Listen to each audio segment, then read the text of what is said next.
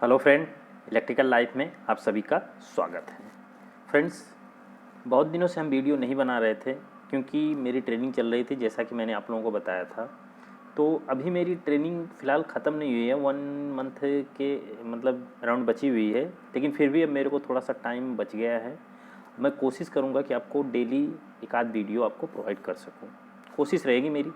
ठीक है, तो इसमें हम डिस्कस करेंगे इस वीडियो में मेनली इलेक्ट्रिकल जेई से रिलेटेड कुछ प्रैक्टिस सेट। इस प्रैक्टिस सेट में कुछ इंपॉर्टेंट क्वेश्चंस होंगे, उन क्वेश्चन को आप ध्यान से देखिए, हो सकता है आपके लिए बहुत ही बेनिफिशियल साबित हो।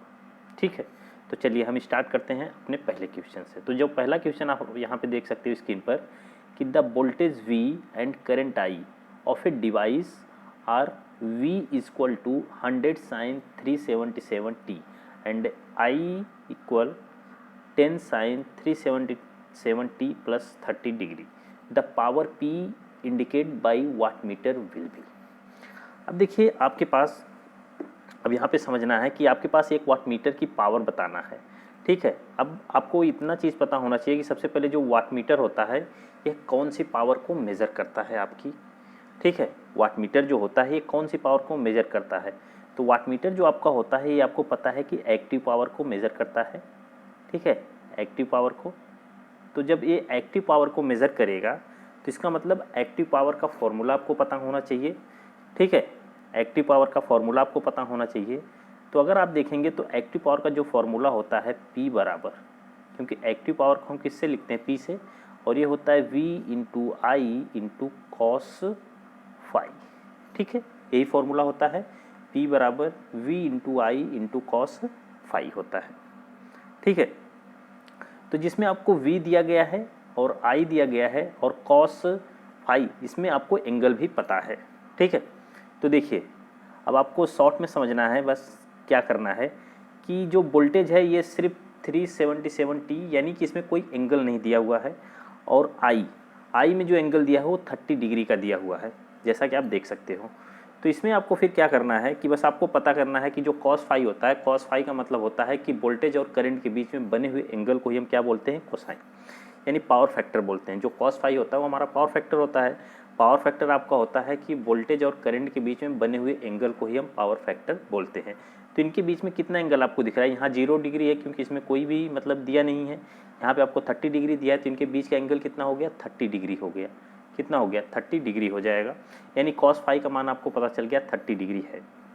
उसके बाद आप देखेंगे कि जो P बराबर V इंटू आई इंटू कॉस फाई होता है, तो उसमें जो V होता है वो भी आपको पता रहना चाहिए कि जो V है वो कौन सी मतलब की वोल्टेज है, RMS वोल्टेज है कि मैक्सिमम वोल्टेज है कि एवरेज वोल्टेज है। तो जब भी आप एक्टिव पावर मेज़र करते हो तो उसमें जो V होता है वह हमेशा आपका RMS वोल्टेज होता है। ठीक है, तो यहाँ पे आपको पता रहना चाहिए कि क्या आपको RMS वोल्टेज पता है कि मैक्सिमम वोल्टेज पता है। तो अगर आप ध्यान से देखेंगे, ठीक है, तो आप ध्यान से देखेंगे कि V बराबर जो दिया है 100 sin 377t दिया है, तो ये जो 100 है ये आपका मैक्सिमम वोल्टेज है। ठीक है, ये कौन सा वोल्टेज है, मैक्सिमम वोल्टेज है। तो मैक्सिमम वोल्टेज को आपको कन्वर्ट करना है किस में, RMS में। तो आपको पता है कि V RMS बराबर होता है VM, ठीक है, VM बाई √2, यही होता है आपका। ठीक है, उसी तरीके से आप IRMS निकाल लोगे, तो IRMS आपका होगा VM मतलब IM बाई √2, यानी कि IM बाई √2, यही हो जाएगा।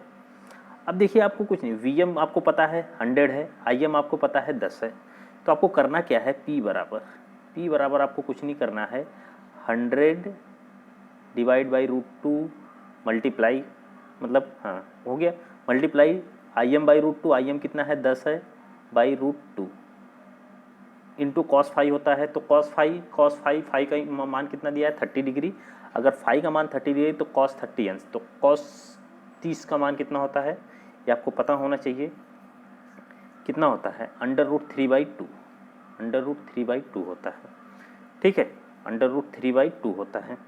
अब आपको क्या करना है, ये देखिए 100 का गुणा इसमें करेंगे कितना हो जाएगा, 100 का गुणा करेंगे तो 1000 हो जाएगा, √2 का मल्टीप्लाई करेंगे तो ये 2 हो जाएगा और 2 दूनी 4 हो जाएगा। अब देखिए आपको कितना मिलेगा, आपको ये 1000, थोड़ा सा मैं इसको हटा देता हूँ, ये देखिए 100 का गुणा 10 में करेंगे तो 1000 इंटू √3, ठीक है, तो आगे अगर हम सॉल्व करेंगे तो आपको मिलेगा p बराबर 1000√3/4। अब आप डिवाइड करिए, चाहे √3 जो है ना, आप उसको क्या करो कि √3 को मतलब बाहर कर लो अंडर रूट से, तो आप 1.732 इसका जो होता है वो आपका वैल्यू होता है √3 का। ठीक है, तो आप देख सकते हो, आपको कोई बहुत बड़ी दिक्कत नहीं है। आप जैसे ही सॉल्व करोगे तो आपका जो आंसर निकल के आएगा वो 433 वाट आएगा। ठीक है, जो कि आपको ऑप्शन में मिल जाएगा, option number D, option number D. ठीक है, यानी 1000 का जो मल्टीप्लाई आप √3 यानी 1.732 में करेंगे अपान 4। अब इसको डिवाइड करना चाहें तो आप करेंगे तो 4 दूनी 8, फिर बचेगा 2, 4 पचे 20, 250 का गुणा आप करेंगे 1.732 में। तो देखिए 250 है, 250 का गुणा करेंगे जब आप देखो 500 तो हो नहीं सकता, आप समझ सकते हो कि 100 वाट भी नहीं होगा, क्योंकि 250 पहले ही मल्टीप्लाई करना है। कभी कभी गुणा मत करो, बस ट्रिक से ही समझ जाओ कि इतना होना नहीं चाहिए। 774 होने का मतलब ही नहीं, क्योंकि 250 का ये 2 गुना है ही नहीं, 2 गुने से ज़्यादा है नहीं, 2 गुने से भी कम है, तो इसका मतलब 500 भी नहीं होगा, तो यानी 500 से कम होगा। 500 से कम एक ही आंसर है 433 वाट। तो आपको समझना है, कभी कभी ये नहीं होता कि आप मल्टीप्लाई करो और इतना लंबा मल्टीप्लाई करो तो आप कर ही नहीं पाओगे। मतलब करोगे तो हो सकता है आएगा तो आएगा आंसर, लेकिन आपकी टाइम जाएगी। तो आपको टाइम बचाने से क्या करना है कि आपको थोड़ा सा बस मतलब लॉजिक लगाना है कि 250 का जो हम 1.73 में मल्टीप्लाई करेंगे तो इसका आंसर 500 से कम ही आएगा, 500 से कम ही आएगा। तो इसका मतलब 500 से कम आएगा और 400 से ज़्यादा ही रहेगा, तो इसी के बीच में वेरी करेगा, तो आपका कितना होगा 433 हो जाएगा। ठीक है, तो ऑप्शन नंबर डी जो होगा आपका करेक्ट आंसर होगा। ठीक है, चलिए नेक्स्ट क्वेश्चन देखते हैं। अब देखिए ये बहुत ही आसान क्वेश्चन है, इसमें आपको बहुत ज़्यादा सोचने की ज़रूरत नहीं, क्योंकि आप ये बहुत से मतलब ये क्वेश्चन करते ही आ रहे हो। देखो, in case of power transformer the no load current in terms of rated current. अब देखिए सिंपल सी बात है कि इसका आंसर जो होगा वो बी होगा। ठीक है, क्योंकि जो ट्रांसफार्मर होता है, नो लोड करंट जो होती है रेटेड करंट की तुलना में वो 2 से 6% ही होती है, कहीं कहीं 2 से 5% लिखा रहता है। ठीक है, तो लेकिन आपको ये समझना है कि जो नो लोड करंट है वो करंट आपकी कहाँ पर होती है और कैसे कैसे हम इसको, हम क्या क्या मतलब इसमें कौन कौन से कंपोनेंट हमारे शामिल होते हैं। तो नो लोड करंट का मतलब हो गया कि जब आपकी सेकेंडरी में कोई भी लोड ना लगा हो। नो लोड करंट का मतलब कि जब आपके पास कोई लोड ना लगा हो, तो उस कंडीशन में जो आपकी प्राइमरी साइड में करंट फ्लो होगी उसको हम बोलेंगे नो लोड करंट, और यह करंट आपकी 2 से 6% होती है। और इस करंट में आपके active current and passive current, यानी active component and passive component दोनों शामिल होते हैं। ठीक है, अब देखिए जो एक्टिव कंपोनेंट होते हैं ना, उस एक्टिव कंपोनेंट के कारण आपका जो होगा वह आपका hysteresis plus eddy current loss होती है। ठीक है, जो ये नो लोड करंट होती है, इस नो लोड करंट में जो एक्टिव कंपोनेंट होते हैं उसमें आपका hysteresis and eddy current loss दोनों शामिल होगा। जबकि रिएक्टिव कंपोनेंट जो आपका होता है वो मैग्नेटाइजिंग करंट आप उसको बोलते हो।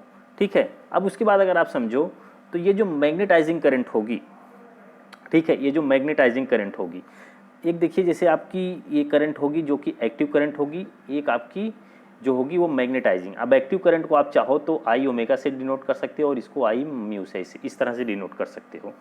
तो इस वाले करंट में, इस वाली जो करंट है ये वाली, इस वाली करंट में आपका मैग्नेटाइजिंग कंपोनेंट होगा, और इस वाली करंट में आपका कौन सा कंपोनेंट होगा, इसमें आपका होगा ईडी करंट एंड हिस्टैरिसीस, यानी कि एक्टिव कंपोनेंट इसमें शामिल होगा।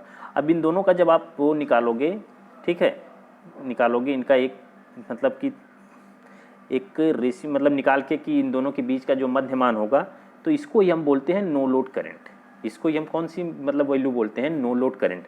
अब आपको यहाँ समझना है कि ये जो अगर आपसे कभी पूछे कि नो लोड करंट में जो एक्टिव कंपोनेंट है वह वोल्टेज से कितना मतलब लैग करता है, लीड करता है, या फिर उससे सेम फेज में रहता है, तो आपको हमेशा याद रखना कि जो एक्टिव कंपोनेंट होगा वह सेम फेज में होगा। ठीक है, नो लोड करंट का जो एक्टिव कंपोनेंट होगा वह सेम फेज में होगा, जबकि आपका मैग्नेटाइजिंग कंपोनेंट जिसको आप, ठीक है, मैग्नेटाइजिंग कंपोनेंट है तो वह वोल्टेज से कितना होगा, तो यह वोल्टेज से हमेशा, वोल्टेज आपका सेम फेज में तो यहाँ वोल्टेज होगा, तो ये वोल्टेज से 90 डिग्री लैग करेगा, वोल्टेज से 90 डिग्री लैग करेगा। लेकिन जब आपसे ओवरऑल करंट यानी नो लोड करंट पूछेगा तो आपकी ओवरऑल नो लोड करंट यहाँ पे मिलेगी, तो यह वोल्टेज से लगभग कितना डिग्री लैग करेगी, तो 75 डिग्री लैग करेगी। कितना, 75 डिग्री लैग करेगी। इसका मतलब है कि सिर्फ 75 डिग्री लैग कर रही है। आप समझो ध्यान से कि 75 डिग्री लैग कर रही है। इसका मतलब है कि आपका मतलब कि ये वाला जो कंपोनेंट है एक्टिव कंपोनेंट ये कम है, और आपका जो मैग्नेटाइजिंग कंपोनेंट है ये ज़्यादा है। ठीक है, तो आपको इम्पोर्टेंट क्या है इसमें, आपसे पूछ क्या कर सकता है, ध्यान से देखिए कि जब भी आपसे पूछे कि जो नो लोड करंट होती है वह ट्रांसफार्मर में जब नो लोड यानी कि कोई लोड ना लगाया जाए उस कंडीशन में होगी, और यह है आपकी रेटेड करंट से 2 से 5%, 2 से 6%, जिस हिसाब से ऑप्शन दिया हो। उसके बाद इसका जो मतलब आपका जो इसमें दो कंपोनेंट होंगे, एक एक्टिव कंपोनेंट होगा और एक मैग्नेटाइजिंग कंपोनेंट होगा। जो एक्टिव कंपोनेंट होगा वह सेम मतलब कि जो वोल्टेज होगा, सप्लाई वोल्टेज उसके फेज में होगा, और उसके बाद जो मैग्नेटाइजिंग कंपोनेंट होगा वह 90 डिग्री लैग करेगा, यानी कि जो मैग्नेटाइजिंग कंपोनेंट का मीन्स मैग्नेटाइजिंग करंट जो होगी वह 90 डिग्री लैग करेगी। उसके बाद आपका जो no load current, overall no load current हम निकालेंगे तो ओवरऑल नो लोड करंट आपकी जो होगी वह आपका ये 75 डिग्री लैग करेगी। तो इतनी चीज़ें आपको पता होनी चाहिए जब भी ये क्वेश्चन आएगा, तो इसमें से कोई भी क्वेश्चन आपका आ सकता है। ठीक है, चलिए अब हम देखते हैं नेक्स्ट क्वेश्चन को। अब देखिए आपके पास नेक्स्ट क्वेश्चन क्या है। अब देखिए ये भी क्वेश्चन आसान है कि if the centrifugal switch does not open at 70 to 80% of synchronous speed of motor it would result in, यानी कि जब आपका जो मतलब सेंट्रीफ्यूगल स्विच है जो कि आपका सिंक्रोनस मतलब कि आपका किसी सिंगल फेज मोटर में लगा हुआ है, तो जब आपकी जो वह 70 से 80% स्पीड पकड़ता है तो उस समय हमारा क्या होता है कि वह सेंट्रीफ्यूगल स्विच को हम हटा देते हैं। लेकिन अगर इन केस आपका जब 70 से 80% पहुँचे तो अगर नहीं हटा, सपोज नहीं हटा सेंट्रीफ्यूगल स्विच, तो क्या हो सकता है। अब आपका देखिए ऑप्शन क्या है, ऑप्शन को देख के आप बता सकते हैं कि क्या होना चाहिए आंसर। ऑप्शन क्या है कि डैमेज टू द स्टार्टर मतलब starting winding, damage to the centrifugal switch, overloading of running winding, option number D यानी नन ऑफ दिस। अब देखिए अब क्या है, तो सबसे पहले अब देखिए जब भी हम किसी सिंगल फेज मोटर की बात करते हैं तो सिंगल फेज मोटर में आपकी हमेशा एक वाइंडिंग पहले है, तो उसमें एक वाइंडिंग से आप कुछ कर नहीं पाते हो। ठीक है, एक वाइंडिंग से आपका कुछ हो नहीं पाता है, जिसके लिए आपको एक स्टार्टिंग वाइंडिंग की ज़रूरत होती है, क्योंकि एक वाइंडिंग जब तक रहती है उसमें कोई रोटेटिंग मैग्नेटिक फील्ड नहीं बनती है, जिसके कारण हमें एक अलग से एक मतलब कि वाइंडिंग लगानी पड़ती है जिससे कि उनके बीच का एंगल थोड़ा सा बदल जाए। यानी तब जब दो वाइंडिंग होंगी तो उनके बीच का एंगल 90 डिग्री होगा। जब 90 डिग्री होगा तो उसमें कुछ ना कुछ आपकी रोटेटिंग मैग्नेटिक फील्ड हम पैदा करवा सकते हैं, जिसके कारण आपका टॉर्क वगैरह सब पैदा हो जाएगा। ठीक है, लेकिन हम क्या करते हैं, सिर्फ पैदा कर मतलब कि इसको बन जाता है, बनने के बाद हम इस वाइंडिंग को हटा देते हैं। ठीक है, अब देखो यहाँ समझने की बात है कि 70 से 80% अगर आपकी पहुँची आपने नहीं हटाया तो क्या होगा। तो सबसे पहले आपको समझना है कि जो सेंट्रीफ्यूगल स्विच होगा वो लगेगा कहाँ, क्योंकि जहाँ लगेगा वहीं पे इफेक्ट कुछ ना कुछ हो सकता है। अब आपके पास एक होती है स्टार्टिंग वाइंडिंग और एक होती है रनिंग वाइंडिंग। ठीक है, यानी कि एक होती है आपकी आर्मेचर वाइंडिंग और एक होती है आपकी रोटर वाइंडिंग। ठीक है, तो उसी को हम बोलते हैं एक आपकी स्टार्टिंग हो गई, एक आपकी रनिंग वाइंडिंग हो गई। अब देखिए जो आपका सेंट्रीफ्यूगल स्विच होगा ये सिर्फ आपको स्टार्ट करवाने का काम करता है, फिर उसके बाद ये रनिंग वाइंडिंग पे आपका प्रॉपर मोटर वर्क करती रहती है। जो भी मशीन होगी वो प्रॉपर रनिंग वाइंडिंग पे वर्क करती है। तो इसके लिए आपको जो सेंट्रीफ्यूगल स्विच है उसको लगाना होगा कहाँ पे, स्टार्टिंग वाइंडिंग में। अगर आप उसको स्टार्टिंग वाइंडिंग में लगा रहे हैं तो इसका मतलब अगर वहाँ से हट नहीं रहा यानी उसमें लगातार करंट का फ्लो हो रहा है, तो इसका मतलब है कि डैमेज जो होगा वो उसी में होगा जहाँ पे वो सेंट्रीफ्यूगल स्विच लगा होगा। ठीक है, तो इसलिए सेंट्रीफ्यूगल स्विच अगर स्टार्टिंग वाइंडिंग में लगा हुआ है तो इसका मतलब वहाँ पे ही डैमेज होगा। तो ऑप्शन नंबर ए आपका करेक्ट हो जाएगा, damage to the starting winding. ठीक है, अब देखिए इसमें थोड़ा सा और इम्पॉर्टेंट चीज़ें हैं आपको जानना चाहिए। जैसे आपकी एक रनिंग वाइंडिंग है, एक आपकी मतलब स्टार्टिंग वाइंडिंग है। अब देखिए स्टार्टिंग वाइंडिंग जो है मोटर की 70 से 80% स्पीड तक काम करती है, उसके बाद हट जाती है। इसका मतलब आपकी जो रनिंग वाइंडिंग है, ठीक है, रनिंग वाइंडिंग को अब आप क्या कर सकते हो, रनिंग वाइंडिंग को आप एक तरीके से कर सकते हो कि इसका जो रेजिस्टेंस होगा हम इसको हाई रख देंगे और इसका जो रिएक्टेंस होगा इसको हम कम रखेंगे। क्यों, क्योंकि सिर्फ आपकी रनिंग वाइंडिंग जो है वो 70 से 80% स्पीड तक काम कर रही है, इसलिए अगर हम इसका रेजिस्टेंस ज़्यादा भी रखते हैं तो कोई दिक्कत नहीं, स्टार्टिंग में थोड़ा लॉस ज़्यादा देगी लेकिन फिर हट तो जाएगी ना। लेकिन एक चीज़ समझना ये भी है कि क्योंकि अगर ये रनिंग वाइंडिंग है ना, रनिंग वाइंडिंग में आपको रेजिस्टेंस कम रखना पड़ेगा और ये रिएक्टेंस को ज़्यादा रखना पड़ेगा। ठीक है, सॉरी मिस्टेक से, क्योंकि रनिंग है, क्योंकि ये प्रॉपर जब तक मोटर चलता रहेगा तब तक काम करेगी ये वाली वाइंडिंग, तो इसलिए हम इसका रेजिस्टेंस हमको कम रखना पड़ेगा। ठीक है, इसका रेजिस्टेंस हमको कम रखना पड़ेगा जबकि इसका रिएक्टेंस हमको ज़्यादा रखना पड़ेगा, क्योंकि हमेशा काम करती रहेगी जब जब मोटर चलेगा। लेकिन अगर आप स्टार्टिंग वाइंडिंग की बात करो, स्टार्टिंग वाइंडिंग की अगर बात करो तो स्टार्टिंग वाइंडिंग सिर्फ 70 से 80% स्पीड तक काम करती है। तो स्टार्टिंग वाइंडिंग अगर 70 से 80% की स्पीड तक काम करती है तो इसका मतलब है कि इसका रेजिस्टेंस हम ज़्यादा रख सकते हैं, क्योंकि 70 से 80% के बाद ख़त्म हो जाएगा ये। ठीक है, तो इसका रिएक्टेंस जो होगा हम कम रखेंगे। ठीक है, तो हमेशा याद रखिएगा कि जो स्टार्टिंग वाइंडिंग होती है उसका रेजिस्टेंस ज़्यादा होता है, रिएक्टेंस कम होता है, और जो आपकी रनिंग वाइंडिंग होती है उसका रेजिस्टेंस कम होता है और उसका रिएक्टेंस ज़्यादा होता है। और क्यों रखते हैं मैंने बताया, क्योंकि वो स्टार्टिंग के लिए ही है, तो थोड़ा बहुत स्टार्ट में आप लॉस कर सकते हो, लेकिन आप नहीं चाहोगे कि अगर मतलब काफ़ी टाइम तक अगर आपको चलाना है तो आपको काफ़ी टाइम तक लॉस ज़्यादा मिलता रहे। ठीक है, तो इसलिए हम ऐसा करते हैं। ओके, चलिए अगला क्वेश्चन देखते हैं।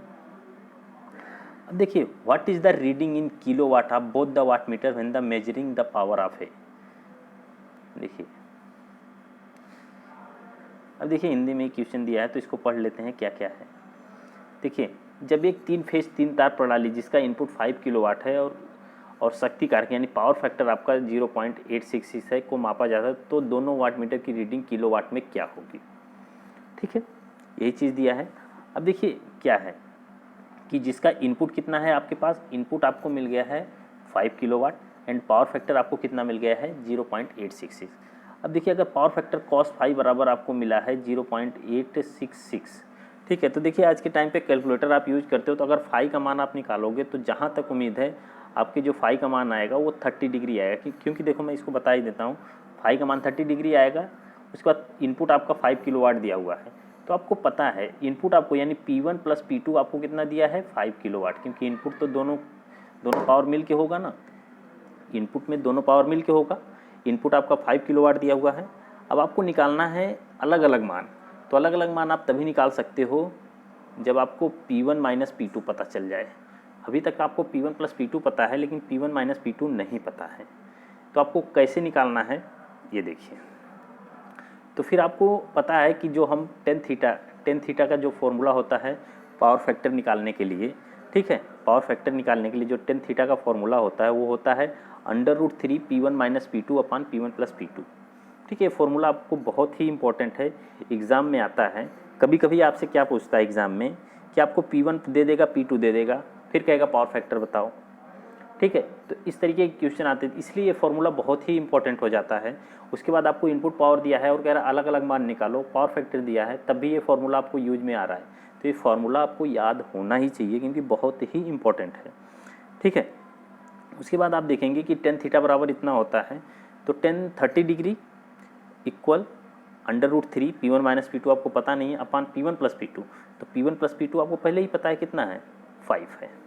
ठीक है, तो आप देखेंगे कि इस √3 को हम लाएंगे इधर, तो यहाँ 1030 का मान कितना होता है 1/√3, ये भी आएगा, तो ये मल्टीप्लाई हो गया √3 बराबर P1 माइनस P2 अपान 5।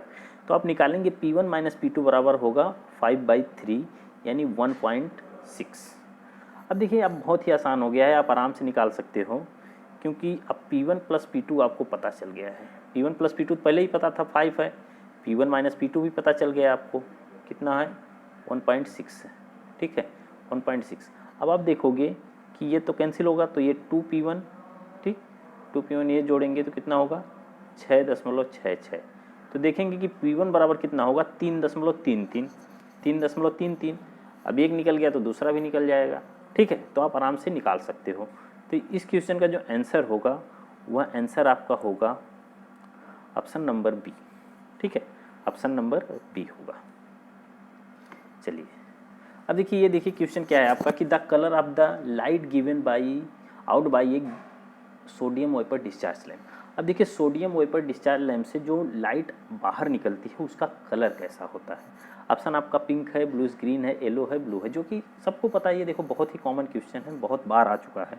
आप देखोगे यूपीपीसीएल उठा के, एसएससी उठा के देख लोगे, यूपीपीसीएल जेई का, एसएससी जेई का उठा के, या किसी भी स्टेट की जेई का उठा के आप देख लो, आपको ये प्रीवियस ईयर में ज़रूर मिल जाएगा। तो इसका सिंपल सा आंसर है ऑप्शन नंबर सी। कौन सा है? ऑप्शन नंबर सी है। ठीक है, तो देखिए अब आपको पता है कि सोडियम वेपर लैम्प यूज कहाँ पे होता है, तो आपको पता है कि स्ट्रीट लाइट में हम इसका यूज करते हैं। ठीक है, स्ट्रीट लाइट में हम इसका यूज करते हैं।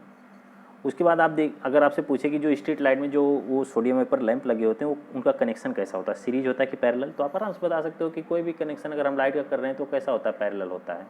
ठीक है, वो कैसा होता है, पैरेलल होता है, तो ये आपको पता होना चाहिए। ठीक है, चलिए अब देखते हैं आगे। अब देखिए, if the voltage standing wave ratio VSWR of A wave is 2, it's reflection coefficient will be.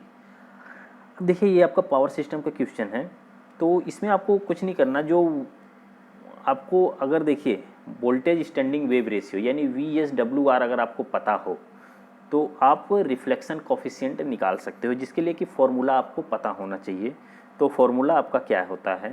वो फॉर्मूला आपका होता है VSWR बराबर, ठीक है, VSWR आपको दिया ही है, ठीक है। तो आपको क्या पूछा है? स्टैंडिंग, ओ हाँ, इसका परावर्तन गुणांक, इसको जो आपका परावर्तन यानी कि रिफ्लेक्शन कोफिशिएंट को हम रो से डिनोट करते हैं, और ये होता है VSWR -1 अपान VSWR +1, ठीक है। तो रिफ्लेक्शन कोफिशिएंट का जो फॉर्मूला होता है वह होता है वोल्टेज स्टैंडिंग वेव रेशियो -1 और अपान वोल्टेज स्टैंडिंग वेव रेशियो +1।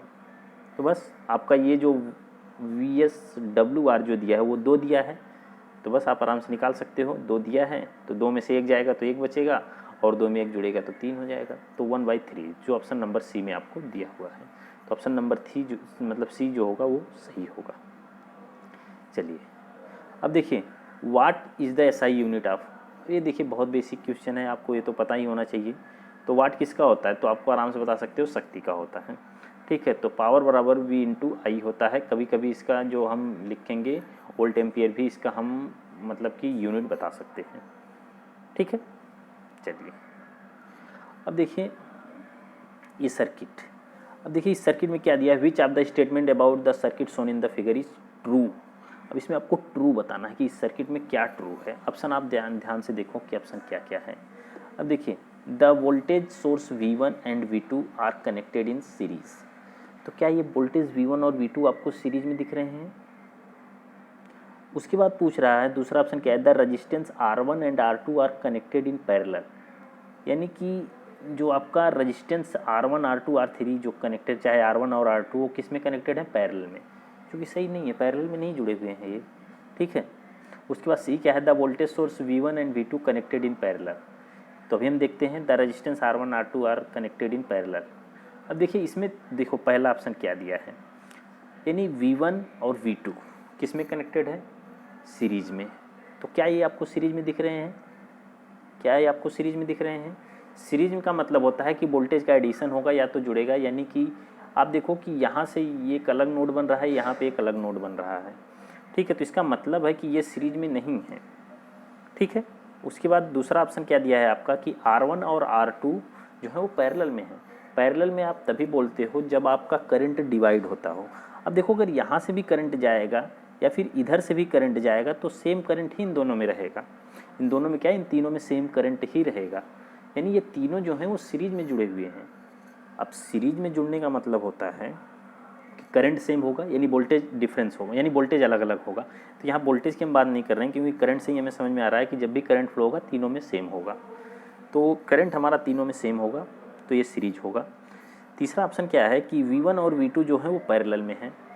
तो आप ये कह सकते हो क्योंकि ये वोल्टेज जो आपको होगा वही वोल्टेज ये भी होगा, ठीक है, क्योंकि दोनों पैरेलल में जुड़े हुए हैं। आपको पता है यहाँ भी एक नोड है, यहाँ भी एक नोड है, ठीक है। तो इसका मतलब है कि ये दोनों किस में जुड़े हुए हैं? ये दोनों जुड़े हुए हैं पैरेलल में, ठीक है। और पैरेलल में वोल्टेज सेम होता है, जबकि करंट का डिफरेंस होता है। करंट अलग अलग होती है, करंट डिफरेंट होती है, जबकि वोल्टेज सेम होता है। उसके बाद फोर्थ ऑप्शन है कि R1 R2 R3 जो है वो पैरेलल में है, जो कि बिल्कुल गलत है। ये पैरेलल में नहीं है, ये किस में है? ये सीरीज में है, ठीक है। तो आपका जो ऑप्शन नंबर सी होगा वो करेक्ट होगा कि यह किस में होंगे? ये V1 और V2 पैरेलल में जुड़े होंगे, ठीक है। चलिए उसके बाद है कि फ्लेमिंग के जो राइट हैंड रूल हैं उसमें जो थंब होता है, थंब वो आपके किस चीज़ को शो करता है? आपको यही बताना है। ऑप्शन क्या है? Direction of current, direction of flux, direction of motion, direction of gravity. तो ये तो पहले ही कैंसिल हो गया, ये तो होता ही नहीं, ग्रेविटी तो इसमें आता ही नहीं है। तो आपको जब भी निकालना होगा Fleming right hand rule, right hand rule में आप क्या करोगे? तीनों उंगलियों को 90 डिग्री पे रखो, उसमें आपका ये क्या शो कर रहा है, ये क्या शो कर रहा है और ये क्या शो कर रहा है, ये आपको पता होना चाहिए, ठीक है। तो देखिए आप ऐसे कर सकते हो कि आपका जो ये यफ, इसको हम बोलते हैं फादर, मदर एंड चिल्ड्रेन, यानी करंट। ठीक है, फादर, मदर, चिल्ड्रेन। आप देख सकते हो तीनों उंगली आपको दिख रही है, ये हो गया फादर, ये हो गया मदर और ये हो गया चिल्ड्रेन। अब देखो चिल्ड्रेन मतलब सी, फादर मतलब फोर्स, ये आपका मदर, मदर मतलब यम, और ये सी, यानी यफ यम सी, यफ यम सी। यफ मीन्स फोर्स, यानी कि ये जो होगा ये आपकी फोर्स को मतलब दिखाएगा। ठीक है, तो फोर्स का मतलब कि आप किधर जा रहे हो, यानी कि कंडक्टर का फोर्स किधर जा रहा है, इसका मतलब कंडक्टर का मोशन किधर है। ठीक है, तो इसका जो आंसर होगा वो होगा direction of motion, direction of motion. तो इसमें जो हम मतलब कि ये दिखाएगा, ये आपका क्या दिखाएगा, थंब, डायरेक्शन ऑफ मोशन। ये जो मदर, यम यम मीन्स मैग्नेटिक फील्ड को शो करेगा, और ये जो आपका होगा यानी कि मिडिल फिंगर, यह मिडिल फिंगर आपकी क्या शो करेगी, ये आपकी शो करेगी सी, यानी करंट को। ठीक है, ये किस चीज़ को शो करेगी, करंट को शो करेगी। तो उसके बाद अगर आप देखिए, कभी कभी आपसे पूछा जाएगा कि फ्लेमिंग राइट हैंड रूल जो होता है ये किसके लिए यूज होता है, यानी मोटर के लिए होता है या जनरेटर के लिए होता है। तो सिंपल सी बात है कि जो फ्लेमिंग राइट हैंड रूल होता है ये ऑलवेज यूज होता है आपका जनरेटर के लिए, मोटर के लिए नहीं यूज होता है ये। और मोटर के लिए जब भी पूछे तो फ्लेमिंग लेफ्ट हैंड रूल जो आपका यूज होता है वह किसके लिए होता है, वह आपका होता है मोटर के लिए। ठीक है, तो इतनी चीज़ें क्लियर हो गई। अब देखिए ये सब चीज़ें आप जानते हो कि फैराडे के लॉस होता है, और फैराडे लॉ आप जानते हो कि बराबर जो होता है -N d∅dt होता है। ये सब चीज़ें आपको जानना है, जानते रहिए, क्योंकि ये सब फॉर्मूले भी कभी कभी आपसे पूछे जाते हैं। ठीक है, तो आप हमेशा इस चीज़ को याद रखिएगा। चलिए देखिए नेक्स्ट क्वेश्चन क्या है, which of the following is not correct about A star connected balance 3 phase circuit. देखिए स्टार कनेक्शन के लिए क्या करेक्ट नहीं है। ठीक है, अब आप देखिए इसका जो ऑप्शन है ना, ऑप्शन ही पढ़ के आप बता दोगे कि the phase current is equal to the line current, the phase voltage is less than the line voltage, the system does not contain a neutral point, it is a 4 wire system. अब देखिए क्या कह रहा है कि निम्नलिखित में से कौन सा कथन स्टार यानी कि जो स्टार कनेक्शन है उसके लिए सही नहीं है, यानी कि करेक्ट नहीं है, नॉट करेक्ट। अब देखिए इसमें क्या पूछा है कि phase current is equal to the line current, यानी आईपी जो होता है वो क्या होता है, आईएल के बराबर होता है। तो आप ध्यान से याद करो कि जो आपका स्टार कनेक्शन होता है उसके लिए तो ये सही होता है ना, इसके लिए तो गलत नहीं होता, ये तो सही होता है। तो ये आपका गलत नहीं है, तो इसका मतलब ये आंसर सही है।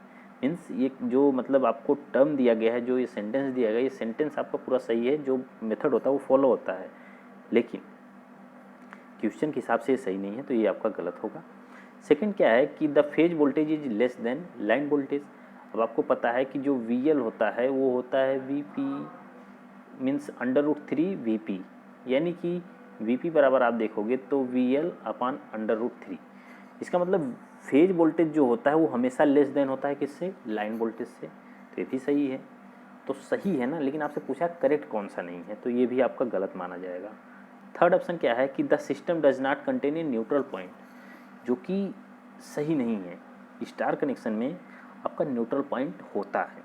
ठीक है, स्टार कनेक्शन में न्यूट्रल पॉइंट होता है, जबकि डेल्टा कनेक्शन में न्यूट्रल पॉइंट नहीं होता। तो ये क्या कह रहा है कि system does not contain a neutral point, लेकिन सिस्टम कंटेन करता है, उसके पास न्यूट्रल पॉइंट होता है। यानी ये जो थर्ड वाला दिया गया है आपको, ये थर्ड वाला गलत दिया गया है। तो आपसे पूछा ही है कि कौन सा करेक्ट नहीं है, तो इसका मतलब ये गलत है, इसका मतलब ये सही है। यानी इस क्वेश्चन का आंसर जो होगा वो ऑप्शन नंबर सी होगा। It is 4 wire system. तो हाँ, ये होता है कैसे, ये देखिए, एक तो ये आपका RYB होगा, उसके बाद एक न्यूट्रल लगा देंगे हम, तो ये क्या होगा, ये 4 वायर सिस्टम होगा। ठीक है, चलिए अब देखते हैं अगला क्वेश्चन। अब देखिए अगला क्वेश्चन क्या है कि सैलिएंट पोल मशीन है। अब देखिए सैलिएंट पोल मशीन के बारे में आपसे पूछ रहा है, तो आपको बहुत ही आसानी से बताना है कि सैलिएंट पोल मशीन के बारे में जितने भी फीचर्स आपको पता हो सारे के सारे याद रखने हैं हमेशा, क्योंकि एक एग्जाम में आ सकता है। ठीक, अब देखिए सैलिएंट पोल मशीन के बारे में आपको बताना है, तो थोड़ा सोचिए कि सबसे पहले जो आपकी सिंक्रोनस मशीन्स होती हैं उनमें हम 2 तरह के रोटर यूज करते हैं, एक होता है नॉन सैलिएंट और एक होता है सैलिएंट। ठीक है, एक सैलिएंट और एक नॉन सैलिएंट। अब सैलिएंट के क्या क्या फीचर हैं और नॉन सैलिएंट के क्या क्या फीचर हैं। तो सबसे पहले ध्यान से देखिए, जो सैलिएंट होता है, ठीक है, जो सैलिएंट मोटर होता है यानी जिसमें खांचे मतलब कि ज़्यादा होते हैं, ठीक है, तो उसको हम बोलते हैं सैलिएंट। यानी कि जब अगर आप खांचे ज़्यादा रखोगे तो यानी उसकी स्पीड जो होगी वो कम होगी, ठीक है। यानी कि सैलिएंट फॉल फीचर की सबसे पहली जो मतलब बात आपको याद रखनी है कि इसके अंदर आपका क्या होगा, इसके अंदर आपकी जो स्पीड होगी वह क्या होगी, कम होगी, यानी नंबर ऑफ पोल्स आपकी ज़्यादा होगी। क्यों? क्योंकि देखिए एन एस बराबर होता है 120 F P। यानी अगर एन एस कम है, यानी कि सैलिएंट पोल मशीन के लिए एन एस कम है, तो इसका मतलब है कि इसके पोल्स ज़्यादा होंगे। यानी एन एस कम है तो पोल्स ज़्यादा होंगे। अब देखिए पोल्स अगर ज़्यादा हैं यानी स्पीड कम है। कोई भी चीज़ की स्पीड कम कब होती है? जब वो ज़्यादा बड़ा नहीं हो और चौड़ा ज़्यादा हो, ठीक है। तो इसका मतलब है कि जो सैलिएंट पोल मशीन है उसकी लेंथ तो कम होगी लेकिन उसका डाया जो होगा वो ज़्यादा होगा, ठीक है। उसकी लेंथ जो होगी वो कम होगी लेकिन डाया क्या होगा, ज़्यादा होगा, ठीक है। अब उसके बाद अगर हम बात करें कि यह जो सैलिएंट पोल मशीन है ये कौन सी टरबाइन में यूज की जाती है, बहुत ही इंपॉर्टेंट है, इस पॉइंट को आप याद रखिएगा। तो हम इसका यूज करते हैं कपलान टरबाइन में। कौन सा टरबाइन? सैलिएंट पोल मशीन का यूज हम करते हैं कपलान टरबाइन में, बहुत इंपॉर्टेंट है, याद रखिएगा। अब नॉन सैलिएंट के लिए अगर आप देखो, यानी नॉन सैलिएंट यानी जिसमें खाँचे नहीं हो, ठीक है, बिल्कुल स्मूथ हो। अब जब कोई चीज़ बिल्कुल स्मूथ होगी, अब देखो आप अपने भी दिमाग से अगर कर सैलिएंट मीन्स जिसमें खाँचा हो, और दूसरी चीज़ नॉन सैलिएंट यानी जो बिल्कुल स्मूथ हो, जिसमें खाँचा नहीं हो बहुत कम हो, ठीक है। तो सैलिएंट जब खाँचा कम है तो उसकी स्पीड कम होगी, ठीक है, मतलब खाँचा ज़्यादा है तो उसकी स्पीड कम होगी। जिसमें खाँचा ही नहीं है तो उसकी स्पीड ज़्यादा होगी ना, उसकी स्पीड क्या होगी, ज़्यादा होगी, ठीक है। उसी हिसाब से देखो तो इसकी स्पीड क्या होगी, हाई स्पीड होगा। ये क्या होगा, हाई स्पीड के लिए यूज होगा। और अगर हम बात करें तो इसमें मैक्सिमम पोल्स जो होंगे वो 2 होंगे या तो 4 होंगे, इससे ज़्यादा हम पोल इसमें यूज नहीं करते। किसमें? नॉन सैलिएंट मशीन में। नॉन सैलिएंट मशीन में हम ज़्यादा पोल्स यूज नहीं करते। उसके बाद अगर हम बात करें, बहुत इंपॉर्टेंट है कि नॉन सैलिएंट मशीन किस टरबाइन के लिए यूज होती है, तो आपको याद रखना है पेल्टन टरबाइन के लिए। कौन सी टरबाइन है? पेल्टन टरबाइन के लिए हम लोग इसका इस्तेमाल करते हैं, ठीक है। और कभी कभी आपसे पूछा जाता है जो पेल्टन टरबाइन होती है वो कहाँ यूज होती है, तो स्टीम टरबाइन में, ठीक है। स्टीम इंजन में हम, या फिर स्टीम टरबाइन जो होती है हमारी, वो कौन सी टरबाइन होती है, तो वो हमारी होती है पेल्टन टरबाइन होती है। अगर हम बात करें कि नॉन सैलिएंट मशीन जो होती है वो हमारी मैकेनिकली स्ट्रॉन्ग होती है। क्या होती है? मैकेनिकली स्ट्रॉन्ग होती है। अब एक चीज़ और, अब देखिए एक सैलिएंट मशीन है, एक नॉन सैलिएंट मशीन है। अब सैलिएंट मशीन में खाँचे ज़्यादा हैं, नॉन सैलिएंट में खाँचे कम हैं। तो इसका मतलब अगर आप फ्लक्स दोगे कहीं पे, 2 मशीन है आपके पास, सपोज़ एक सैलिएंट है एक नॉन सैलिएंट है, ठीक है। एक में खाँचे मान लो इस तरह से ज़्यादा हैं, एक में खाँचे कम है, इस तरह से है, ठीक है। तो अगर आप इसमें फ्लक्स डालो, दोनों में फ्लक्स आ रहा है, सपोज इसमें भी फ्लक्स आ रहा है, इसमें भी फ्लक्स आ रहा है, तो किस में फ्लक्स का डिस्ट्रीब्यूशन आसानी से होगा और किस में मतलब कि सही से नहीं हो पाएगा, या फिर जिसमें स्मूथ होगा किसमें स्मूथ नहीं होगा। तो आप बहुत आसानी से बता सकते हो कि नॉन सैलिएंट मतलब मीन सैलिएंट जो होगा इसमें फ्लक्स का डिस्ट्रीब्यूशन अच्छे से नहीं होगा, लेकिन इसमें फ्लक्स का डिस्ट्रीब्यूशन क्या होगा, आसानी से हो जाएगा। यानी इसमें जो फ्लक्स होगा उसमें नॉन यूनिफॉर्म होगा और इसमें जो फ्लक्स होगा वह यूनिफॉर्म होगा, ठीक है। चीज़ें समझ में आ रही है ना, क्योंकि इसमें जो फ्लक्स होगा वो नॉन यूनिफॉर्म और इसमें यूनिफॉर्म फ्लक्स होगा। ओके, चलिए अब देखते हैं अगला क्वेश्चन। अगला क्वेश्चन आपका है कि the starting winding of a single phase motor is placed in. अब देखिए बताइए कि जो स्टार्टिंग वाइंडिंग है सिंगल फेज मोटर की, मैंने बताया था अभी देखो एक क्वेश्चन आया था तो उसमें मैंने बताया कि आपके पास 2 वाइंडिंग होंगी, एक स्टार्टिंग वाइंडिंग, एक मतलब एक स्टार्टिंग वाइंडिंग और एक आपकी रनिंग वाइंडिंग। स्टार्टिंग वाइंडिंग का मतलब क्या होता है कि आपका सिर्फ स्टार्ट करने का काम करती है। स्टार्ट का मतलब क्या, आर्मेचर वाइंडिंग एक होगी जो कि स्टेटर में होती है, उसके बाद एक रोटर पर होती है जिसको हम रोटर वाइंडिंग बोलते हैं। तो आपकी जो स्टार्टिंग वाइंडिंग होगी वो किस पर होगी, वो स्टेटर पर होगी। किस पर होगी, स्टेटर पर। और उसके बाद जो आपकी रनिंग वाइंडिंग होगी वो किस पर होगी, रोटर पर होगी। बहुत इंपॉर्टेंट है, याद रखिएगा, ऐसे बेसिक क्वेश्चन आ जाते हैं तो कन्फ्यूज़न हो जाता है दिमाग में, लेकिन आपको याद रखना है। स्टार्टिंग वाइंडिंग सिर्फ स्टार्ट करोगे, स्टार्ट करने के लिए आपको स्टेटर, ठीक है, स्टार्ट मीन्स स्टेटर, ठीक है, याद रखिए। और running winding, running means rotor, जो आपका हमेशा घूमता रहेगा। तो ये छोटे छोटे क्वेश्चन है, मैं नहीं कहता कि बहुत कठिन क्वेश्चन है, लेकिन एग्ज़ाम में आप भूल जाते हो। जब आप एग्ज़ाम हॉल में बैठे रहो तो ऐसे बेसिक क्वेश्चन पे आप थोड़ा सा कन्फ्यूज़न आ जाती है कि यार कहाँ पे थी कहाँ पे थी। तो ऐसा नहीं करना है, आपको याद रखना है starting winding on stator, rotor winding on rotor, means running winding on rotor. ठीक है, चलिए अब देखिए ये क्वेश्चन है, बहुत अच्छा क्वेश्चन है, ध्यान से आप देख के बस बता दो कि एक वाट मीटर है जिस पे मार्क किया गया है 15 एम्पियर एंड मतलब 15/30 एम्पियर ये मार्क किया गया, और वोल्टेज का जो मार्क किया गया है वो क्या है आपका 300 वोल्ट एंड 600 वोल्ट का जो मार्क किया गया है, और उसकी जो मापनी यानी पैमाना है वो कितने का है 4500 वाट तक अंकित है। 4500 जो मतलब ये पैमाना आपने बनाया है ये कितने तक है, यहाँ से लेके इसे से जो पैमाना आप बनाओगे 4500 वाट तक अंकित है। ठीक है, जब हम मतलब कि जो आपका मापी है, ठीक है, उसको हम 30 एम्पियर 600 वोल्ट के लिए संयोजित किया तो सूचक में कितना बताया, जो आपका इंडिकेटर है कितना बताया 2000 वाट बताया। तो परिपथ में वास्तविक शक्ति कितनी होगी, परिपथ में वास्तविक शक्ति। अब देखिए वास्तविक शक्ति का मतलब क्या हो गया कि आपको एक्चुअल पावर पता होनी चाहिए। अब देखिए एक्चुअल वास्तविक शक्ति के लिए मैंने एक फार्मूला आपको बताया कि जो एक्टिव पावर, वास्तविक शक्ति में एक्चुअल मतलब एक्टिव पावर, और एक्टिव पावर का जो फार्मूला होता है वो होता है VI cos फाई। अब देखिए आपको V तो पता है 600 दिया है, I आपको पता है कितना दिया है, आपको I पता है 30 एम्पियर दिया है जो क्वेश्चन के हिसाब से पूछ रहा है। ठीक है, लेकिन फाई नहीं पता है आपको। अगर आप किसी भी तरीके से फाई निकाल लो ना तो बहुत ही आसानी से आप कर सकते हो। ठीक है, अब देखिए आपको सबसे पहले निकालना क्या है, फाई निकालना है। तो आप ध्यान से देखिए कि ये जो मार्क किया गया है 15/30 एम्पियर ये क्या है आपका, ये आपके वाट मीटर के मतलब कि जो करंट ट्रांसफार्मर है उसकी रेटिंग है, और ये जो 300/600 वोल्ट जो मार्क किया गया है ये क्या है आपका, यह आपका जो आपका वोल्टेज मतलब कि वोल्ट मतलब कि क्या बोलते हैं उसको, पोटेंशियल ट्रांसफार्मर है उसकी रेटिंग है ये। ठीक है, और ये जब आपका शो करते हैं तो उस समय आपको कितना मिलता है 4500 वाट मिलता है।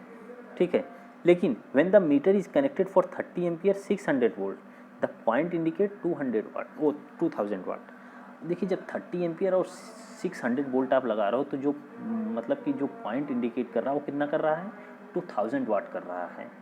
तो उसी कंडीशन में द एक्चुअल पावर क्या होगी, ये तो आपकी टोटल पावर दिखा रहा है ना कि कितना होगा, या फिर जो भी आपका जो पॉइंट इंडिकेट कर रहा है वो सिर्फ आपकी 2000 होगी, लेकिन एक्चुअल पावर क्या होगी। ठीक है, जब हम एक कनेक्ट कर रहे हैं, क्योंकि ये अभी जो है ये आपका एक्चुअल पावर दिखा रहा है, सिर्फ V/I का आप दिखा रहा है। ठीक है, चलिए अब आप देखेंगे कि आपका जो 15/13 पे करंट का रेशियो है, अगर आप पावर कंज्यूम निकालो, देखो जब भी आप ऐसा क्वेश्चन आए तो सबसे पहले आप पावर कंजम्पशन निकाल लो कि पावर कंज्यूम कितना हो रहा है। तो पावर कंज्यूम बराबर जो होता है वह होता है CT का रेशियो गुणे PT का रेशियो गुणे VI cos फाई, गुणे VI cos फाई। हमेशा याद रखिए क्या फॉर्मूला होगा जब भी आप ऐसा क्वेश्चन आएगा पावर कंज्यूम निकालोगे, तो पावर कंज्यूम होता है CT ratio multiply PT ratio into मतलब कि वास्तविक पावर कितना है आपकी। ठीक है, तो देखिए जैसे ही आप निकालोगे तो जो इंडिकेशन आपको दिया गया है पावर कंज्यूम का कि जब इतना इतना लगा रहे हैं तो कितना हो रहा है 2000 वाट। तो 2000 बराबर आपका CT का रेशियो 15/30 यानी 1/2 गुणे PT का रेशियो 300/600 तो यानी 1/2 VI cos फाई। V कितना दिया है आपका 600। ठीक है, V आपका कितना दिया है आप देखेंगे 600 गुणे 600 गुणे I कितना है, I आपका 30 एम्पियर 30 गुणे cos फाई आपको पता ही नहीं है cos फाई। अब देखो अब कुछ नहीं करना, आपको cos फाई आराम से पता चल जाएगा यहाँ से। ठीक है, आप जैसे ही निकालोगे आपको cos फाई आराम से पता चल जाएगा। ठीक है, ये 600 ये 30 ये आपका 3 0 कैंसिल हो जाएगा। ठीक है, तो आपको बचेगा कितना, ये 2 दूनी 4 दूनी 8 18 ठीक है, यही होगा। तो जैसे ही आप निकालोगे ना तो इस टाइम आप कैलकुलेटर का यूज करना ही पड़ेगा, बिना कैलकुलेटर के आप इसको कर नहीं सकते क्योंकि आपको cos फाई का मान चाहिए। तो आप जब कैलकुलेटर यूज करोगे तो आप देखोगे cos फाई का मान जो भी आएगा, cos फाई का मान आप सपोज जो भी आए 30 अंश आए 40 अंश आए। अब जैसे 8/18 आ गया, देखो अगर आपको कैलकुलेटर नहीं यूज करना तो पहले 2 से काटो इसको, 2 चौको 8 2 9 18 इतना हो गया। अगर आप देखो अगर इसको हम करें, डिवाइड करें तो 0.4 होगा, 9 चौक 36, 9 चौक 36, फिर जो होगा फिर 4 बचेगा, 9 चौक 36, यानी cos फाई का मान 0.44 आ जाएगा। cos फाई का मान कितना आ जाएगा? 0.44 आ जाएगा। अब आपको कुछ नहीं करना है, सिर्फ एक्टिव पावर पूछा है तो वी आई cos फाई, तो v का मान आपको पहले ही पता है 600 है, i का मान आपको पता है 30 है, cos फाई का 0.44, मल्टीप्लाई कर लो यार आराम से, आपका जब भी निकालोगे तो 800 वाट आ जाएगा, 800 या 8000 वाट जो भी होगा, ठीक है, 8000 वाट आ जाएगा, जो कि ऑप्शन नंबर डी में आपको दिया हुआ है, तो करेक्ट आंसर हो जाएगा यही। चलिए उसके बाद अगर हम बात करें कि as the thickness of the part be welded increase with the following parameter for AC welding should also increase. जब भाग की मोटाई बढ़ाई जाती है तब एसी वेल्डिंग के लिए निम्न पैरामीटर कौन सी वृद्धि होनी चाहिए, ठीक है, फॉर एसी वेल्डिंग, और जब उसकी फ्रीक्वेंसी भी साथ में बढ़ रही हो। तो अगर आप देखो कि जब भाग की मोटाई बढ़ती है, कोई भी चीज़ है उसका मोटा मतलब मोटाई बढ़ रही है, तो वेल्डिंग के लिए आपको सबसे ज़्यादा किसकी ज़रूरत बढ़नी चाहिए, मतलब क्या बढ़नी चाहिए? अगर आपकी फ्रिक्वेंसी भी बढ़ रही है मतलब ऑलमोस्ट उसके संग, तो आपको क्या मतलब सेम रेशियो में अगर फ्रिक्वेंसी बढ़ रही है तो क्या बढ़ना चाहिए? तो यार करंट बढ़नी चाहिए। आप देखो कि जितनी ज़्यादा मोटाई होगी आपको करंट उतना ज़्यादा चाहिए होगा। तार पतला है तो करंट आप कम ले जा पाओगे, ठीक है, अगर तार मोटा है तो वहाँ से आपको करंट ज़्यादा चाहिए होगा, तो इसका आंसर जो होगा वो बी होगा, ठीक है।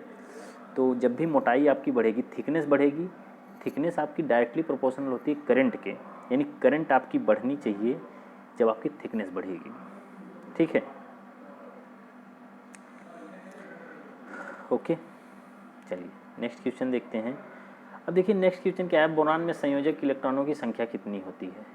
तो ये बहुत ही आसान क्वेश्चन है कि the number of valency electron in boron कितना होता है। तो बोरान का जो आप इलेक्ट्रॉनिक विन्यास करोगे, इसका मतलब कि एटॉमिक नंबर 5 होता है, इसका इलेक्ट्रॉनिक विन्यास करोगे तो 2 और 3 आएगा, तो कितना होगा? 3 होगा, यानी संयोजक इलेक्ट्रॉन की संख्या कितनी होगी? 3 होती है। यह एक त्रिसंयोजी तत्व है जिसका प्रयोग शुद्ध सिलिकॉन तथा जर्मेनियम में डोपिंग करके पी प्रकार का अर्धचालक बनाया जाता है। तो बहुत ही अच्छी बात है, देखो अच्छा ही मतलब आपको यहाँ से पी टाइप भी मिल जाएगा। पी टाइप जो होगा उसमें हम पेंटावैलेंट ना करके हम क्या करते हैं? ट्राईवैलेंट मिलाते हैं, यानी कि जिनके आउटर सेल में कितने इलेक्ट्रॉन्स हों? 3 इलेक्ट्रॉन्स हों, उनके लिए हम जो बनाएंगे वो पी टाइप का होगा, और जो एन टाइप होगा उसके एन टाइप मीन्स उसमें हम पेंटावैलेंट मिलाएंगे। एन टाइप में क्या मिलाएंगे? पेंटावैलेंट, यानी जिसके आउटर सेल में कितने इलेक्ट्रॉन हो? 5 इलेक्ट्रॉन हो, लाइक फास्फोरस, ठीक है, जैसे कि फास्फोरस है आपका, ओके। नाइट्रोजन है, इन सबको मिला के हम क्या बना सकते हैं? आपका एन टाइप की डोपिंग हम कर सकते हैं, एन टाइप का अर्धचालक बना सकते हैं, ठीक है। अब देखिए नेक्स्ट क्वेश्चन क्या है। नेक्स्ट क्वेश्चन है कि which of the following pair of arrows show the wrong direction of the focus force between the charge. यानी देखिए 2 चार्ज है, देखिए यहाँ से आपको बस एक चीज़ समझ लेना है, बस और कुछ नहीं। चार्ज, अब देखिए आपको कुछ नहीं करना है, सिर्फ 2 चार्ज, एक निगेटिव है एक पॉजिटिव है, फिर एक निगेटिव एक पॉजिटिव, फिर एक पॉजिटिव एक निगेटिव, फिर एक पॉजिटिव एक पॉजिटिव, ये 4 पेयर बन सकता है, और तो कुछ नहीं हो सकता ना।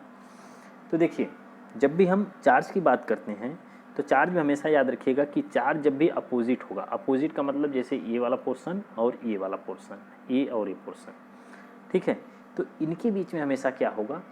अट्रैक्शन। क्या होगा? अट्रैक्शन, यानी अपोजिट चार्ज आपस में मिलना चाहेंगे, इनके बीच में जो फोर्स लगेगा वो अट्रैक्शन फोर्स लगेगा, ठीक है। और जैसे सेम चार्ज है, सेम चार्ज का मतलब क्या? निगेटिव निगेटिव दोनों पे हो, पॉजिटिव पॉजिटिव दोनों पर हो, तो फिर वो क्या होंगे? वो आपके होंगे, उनके बीच में रिपल्सन का फोर्स लगेगा, ठीक है, यानी same charge repulsion force, opposite charge उनमें अट्रैक्शन का फोर्स लगेगा। अब देखिए अब आपको समझना है कि ये इतना ही बस इसमें समझना है। अब उस क्वेश्चन को आप देख के ही बता दोगे कि क्या सही है, इसमें क्या गलत है। अब देखिए 4 ऑप्शन है, इसमें कह रहा है क्या गलत है। अब देखिए पहले में क्या है? निगेटिव निगेटिव, तो मैंने क्या बोला कि जब सेम चार्ज है तो क्या होगा?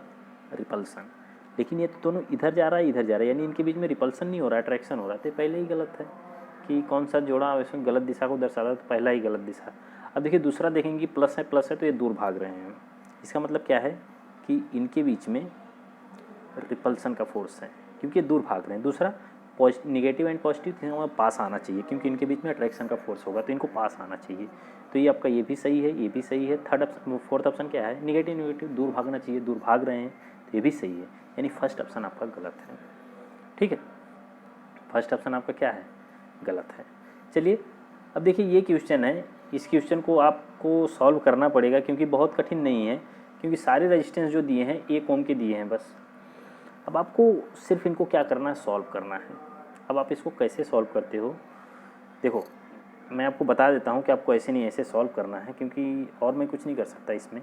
और फिर आपको करंट पूछा है, तो पहले सबसे पहले आपको रेजिस्टेंस से निकालना पड़ेगा। अब देखिए 1 1 1 1 फिर 1 1। अब देखिए आप ध्यान से देखेंगे तो ये देखिए ये 2 पेयर एक साथ हैं, फिर ये 2 पेयर एक साथ हैं, उसके बाद ये वाले 2 पेयर एक साथ हैं, फिर ये दोनों एक पेयर में हैं। ठीक है, इसका मतलब इन दोनों के बीच में क्या कौन सा कनेक्शन है, यानी सीरीज में है कि पैरेलल में। तो आप देखेंगे ये भी पैरेलल में, ये भी पैरेलल में, ये भी पैरेलल में, ये भी पैरेलल में। ठीक है, अब एक एक है, तो जब दोनों रेजिस्टेंस सेम होता है, 2 रेजिस्टेंस सेम होते हैं और दोनों की वैल्यू सेम होती है, तो पैरेलल में उनका वैल्यू कितना होता है, जब हम इक्विवेलेंट रेजिस्टेंस निकालेंगे तो आधा हो जाती है। तो एक और एक इनका निकालेंगे तो ये टोटल ये मिला के आपका कितना बनेंगे, 0.5 बन जाएंगे। और ये भी मिला के कितना बनेंगे, ये भी 0.5 बनेंगे। ये भी मिला के कितना बनेंगे, ये 0.5 बनेंगे। और ये वाला भी मिला के कितना बनेंगे, 0.5 बनेंगे। ठीक, अब देखिए ये 0.5 और 1 ये दोनों किस में है, सीरीज में, क्योंकि इनके बीच में अब तो ख़त्म हो गया ना, ये ख़त्म हो गया, तो 1.05 1.5, ये वाले भी 1.5, ये भी 1.5, ये भी 1.5। अब आप देखोगे कि ये वाला पेयर, एक पेयर अब यहाँ बनेगा, एक पेयर यहाँ बनेगा और एक पेयर यहाँ बनेगा। अब 1.5 और 1.5 का आप निकालोगे तो आपका आंसर आएगा कुछ ना कुछ। ठीक है, फिर 1.5 का निकालोगे जो, तो ये आपका 1.5 का आधा कितना होता है, 1.5 का आधा कितना होता है, लगभग आपका 0.67 होगा। लगभग कितना होना चाहिए, 0.75, हाँ 0.75 होना चाहिए, 0.75। ठीक है, तो 0.75 ये आपने निकाला, तो यहाँ से यहाँ तक आएगा आपका 0.7, क्योंकि अब फिर पूरा ये एक होगा, 0.75 ये होगा, और फिर ये पूरा निकालेंगे तो 0.75 होगा। तो ये एक है और ये एक है। ठीक, तो ये हो जाएगा 1.75 और ये भी हो जाएगा 1.75। तो फिर ये दोनों किस में जुड़े हैं, ये देखोगे यहाँ से, तो ये दोनों फिर पैरेलल में जुड़े हुए हैं। तो 1.75 का जो आप मतलब निकालोगे इक्विवेलेंट रेजिस्टेंस, तो इनका आधा हो जाएगा। 1.75 का कितना हो गया, 5, और 75 मीन्स कितना, आप समझो, तो 38 हो जाएगा। ठीक है, 1.75 का मतलब आधा 75, तो आपका लगभग 1 दशमलव कितना होना चाहिए, 1.75 का आधा कितना होगा। तो आप अगर देखोगे तो 1.75 का आधा आप 2 से डिवाइड कर दो, तो आपका आएगा 0, 2 8 16, बचेगा 1, कितना होगा, 2 8 16, 1 बच गया, 15 हो गया, 2 7 14, फिर 2 25 10, तो 0.875 होगा, 0.875 होगा। और 0.875 को जैसे ही डिवाइड करोगे किससे, मतलब वो सॉरी एक ये आपका भी एक बचा है, तो ये 1.875 हो जाएगा, 1.875। ठीक, अब 1.875 को आप, ये आपका टोटल रेजिस्टेंस यानी इक्विवेलेंट रेजिस्टेंस पता चल गया। तो आपको आई निकालना है, तो आई बराबर होता है V/R, और V आपका 1 दिया है, और आई आपका वो R आपका कितना दिया, 1.875 दिया हुआ है। ठीक, आप जैसे ही निकालोगे आपकी कुछ ना कुछ करंट निकल के आ जाएगी। ठीक है, तो देखिए जो आपको फाइनल निकल के आएगा वो कितना निकल के आएगा, आप आराम से लगा सकते हो, कोई दिक्कत नहीं है। देखो आंसर आपका आना ही आना है, इसमें कोई डाउट है नहीं। ठीक है, तो आज की क्वेश्चन को हम यहीं से बंद करते हैं, नेक्स्ट वीडियो में हम फिर मिलेंगे, तब तक के लिए धन्यवाद। और हाँ प्लीज़ यार दोस्तों ना वीडियो को थोड़ा शेयर वेयर कर दो, क्योंकि बहुत दिनों बाद आया हूँ, तो थोड़ा सा आपका सपोर्ट चाहिए। Okay, thank you.